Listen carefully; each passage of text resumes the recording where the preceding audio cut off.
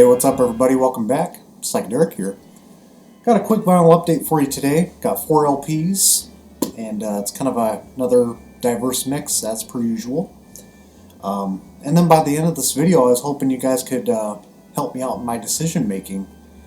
The local shop just sent me a couple cool psych records that I'm kind of vaguely familiar with, but I listened to both of them tonight, and I was kind of thinking to myself, well, they're both really good, but I was wondering if you guys could, see what your opinion is on it, or else I could just tell them right now. I guess I'll show some clips of what they are. The Farm Band from 1972, nice original copy came in. And by the way, these two records are about the same price, so it doesn't really matter either way. Hopefully I'll get to own one of them. So it's the Farm Band. It's kind of like a rural version of like Amadul. If I had to compare them, it's kind of like a country rock jam band sort of record, very Grateful Dead inspired. And then the other one was Kingdom, self-titled, from 1970.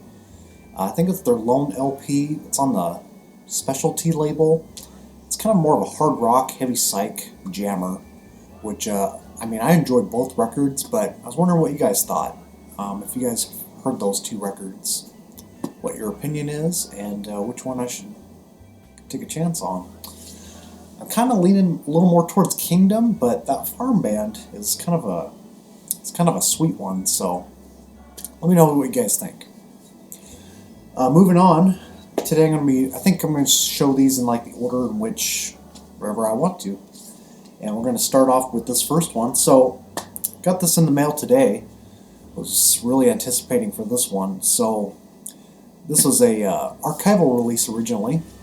I'll show it here. This is Please, 1968 to 69, it's called. This is the recent repressing on Gearson. This came out last year, I think late last year. Or is it this year? I think it was last year. And so, if you guys don't know Please, it's basically a bunch of recordings that happened during the time between like Neon Pearl and Bulldog Breed, I believe, was the exact time period for this. So, lots of connection to those bands with Peter Dutton, who recently passed. It's kind of a notable figure. He didn't really get the credit he deserved, but he was certainly like one of those people to look up to, like, I wouldn't say Syd Barrett, but he's certainly kind of a figure from the UK, like someone like Kevin Ayers, or someone that should have been recognized at the time, but, didn't quite get his due. But he was in Bulldog Breed, eventually, most famously probably went to T2, who released a record on, I think it was London Records or Decca. Can't remember. I think it was Decca. Still need that album. Still need Bulldog Breed, which I almost pulled the trigger on one, but I bought something else instead. But yeah, with Please, this is phenomenal stuff. If you guys love that kind of dreamy, that very sleepy pop psych sort of stuff from the UK, semi-lo-fi inspired production, this is your cup of tea right here. I've known this record for, a good number of years, but it never really caught on right away. Kind of had to warm up to this one, and last year I definitely warmed up to it, and now I love it. It's kind of definitely, I would say if I had to rate it, it's like a 4.5 out of 5 star for me. Nearly every track is just spotless. It's just spot on bliss. Just really good stuff. If I had to pigeonhole a couple of my favorite tracks, Seaweed, I'll probably include the clip here. I made a little joke on Instagram. I wonder if DQ has the Seaweed Blizzard. But anyways, that track and Folder Man, the closing track, it's got this really kind of gothic sound. It's got really heavy organ sounds, and kind of makes me think, like, if there was a music video for this, I imagine like the band playing in like a graveyard or something. It's both haunting and very beautiful at the same time. Lots of great chords, sometimes simple chord progressions, but very memorable songs. And even the song No More White Horses would eventually make its way on the T2 record. So don't sleep on this one. This is very good. I wish I had popped on the earlier pressing. I think there was one from '96, which originally came out. But then there was also like a 2014 or 13 repress of this. And it had like a different background. It had the members here, but it was like a background of like, kind of a swinging London attractions.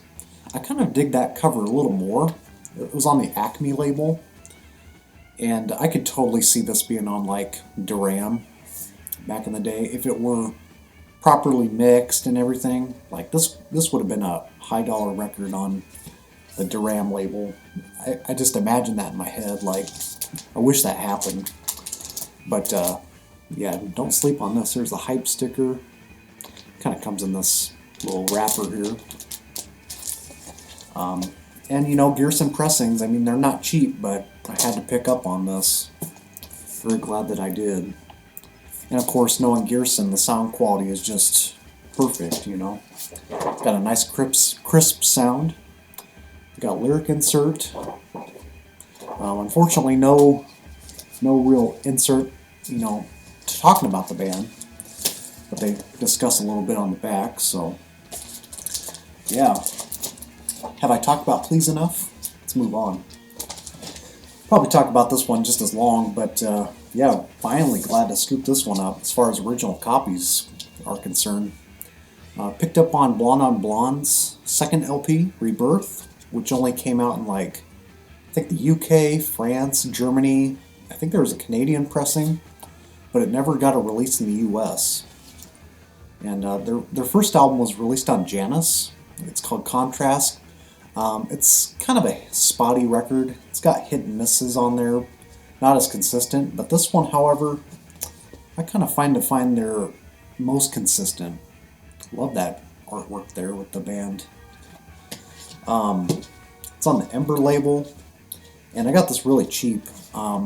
It plays about VG, but some of the softer moments you hear some surface noise, but the music overpowers, so that's what matters in this case. But yeah, this is very good. This is one I wanted to pick up on for quite a while. I've always known the track Castles in the Sky from Psychedelic Radio when I would stream that, and it's kind of one of the more catchier songs. It opens the record. I think it was released as a single too, and it was written by a couple members of that Simon Dupree and the Big Sound. Is that their name? Which was like pre-Gentle Giant. So they wrote that song, and there was a few personnel changes as far as this follow-up. I think the lead singer and maybe the guitarist, I can't remember. But they certainly go in a more progressive hard rock direction. And of course, being from 1970, there are some lingering psychedelic extremities from here. But yeah, it's very good. Nice wah-wah guitar, lots of reverb. My only complaint, and if there is any with this one, I would say, the vocalist is very good. He's got a very strong vibrato, but I think his voice is kind of more suited well in the softer, more ballad-like type of tracks. Whereas when they go in the hard rock direction, it's maybe doesn't work as well, but again, kind of warmed up to that. And I enjoy the whole thing, though. I'd say check the track, let's see, Castles in the Sky, of course, but the long track on here, Color Questions, the 12-minute track, they really wail on that one, and there's some proto-metal type of scaling going on that guitar. Really good. So check her out. And then I made a stop into Lincoln not too long ago, and I was kind of had a busy day. I was just doing things all over town, and just decided to drop into Roots Music, which is kind of like a mostly musical instrument shop. But they do supply some records, and it seems like every time I'm in there, they always have at least one item I'm kind of curious about. And this was the one. So this is, how do you pronounce it? Bhagavan Das and Amazing Grace, which I guess is their band name at the time, Swaha.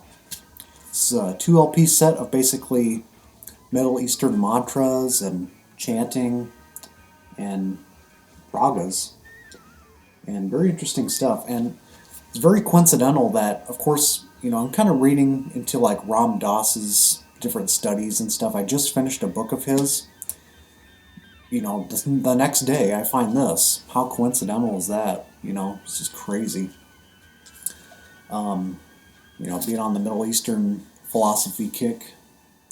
And it's very devout in its religious overtones, but if you can look past that, if you're not the religious type, it's still very enduring, and they set a real atmosphere to this for sure. Comes with the insert, and I believe Ram Dass was involved with this project because his picture is in the gatefold. I don't know if it's in this one, but it's got a lot of liner notes there. I think there's like a quote, from Ram Dass himself, the spiritual teacher. Learning a lot from him right now. I'm kind of going through like I said, learning about different philosophies and meditation.